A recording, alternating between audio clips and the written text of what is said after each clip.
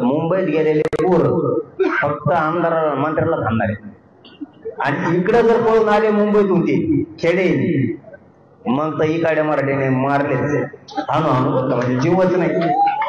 ते होणार हे जास्तावर नेऊ नका ही प्रयोग एकदा झालेला आहे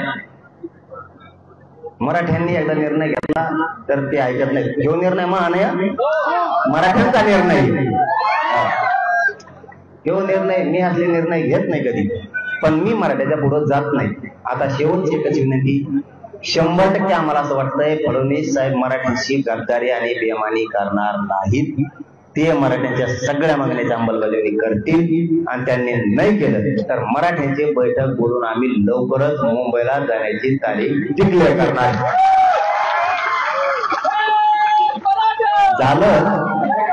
परवा झाली तयारी तर जायचं ना मग आता आपण एकदा गेलतो 2012च्या कायद्यात दुरुस्ती केल्याशिवाय मराठ्यांना ओबीसीतून आरक्षण घेता येत नाही कारण 2012चा 2001च्या कायद्यानं मजबूत केलेला आहे 2012चा कायदा म्हणून ओबीसीचं आरक्षण मजबूत झालेलं आहे 1967चं 2001 2000 आणि 2012 नुसार मग मराठ्यांना जर ओबीसीत आरक्षण पाहिजे असलं तर तुम्हाला 2012चा कायद्यात दुरुस्ती करावीच लागत होती त्याशिवाय तुम्हाला मिळत नव्हतं कारण तुम्हाला ओबीसीच्या आरक्षणाचं वरचं नव्हतं पाहिजे तर ओबीसीच्या आतलं पाहिजे होतं आणि तुम्हाला आतलं पाहिजे असेल तर 2012चा कायदा दुरुस्त करावाच लागत होता म्हणून ती सगळ्या सोयऱ्याची अधिसूचना काढली ते राईट आहे तिथपर्यंत पण तिथून पुढे अंमलबजावणी न केल्यामुळे आपली फसवणूक झाली तर आता मुंबईला जाऊन अंमलबजावणी करून माघारी येऊ सगळ्या मागणीची फक्त जाताना आपल्याला आता पहिल्यासारखं नियोजन करावं लागेल चांगलं आपल्याला 100 तुकड्या करावं लागत्या आणि एका तुकडीत कमीत कमी आपल्याला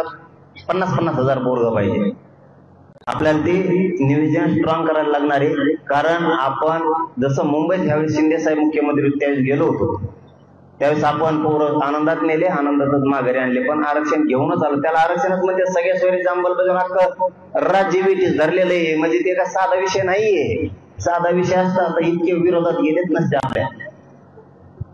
बिगर मंत्रीपद मिळालेले सुद्धा काही काही त्याच्यात विरोध करत होते त्या नावाला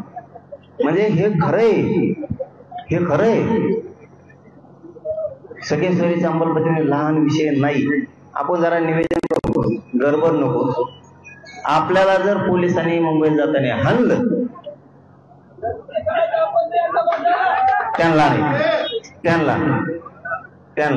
त्यांचा दोषच नाही आपली इथे कुठेला रपा सगळं रक्त डोक्यात फोडू काढले आपली सडकून काढ आपल्याला तसं होणारच नाही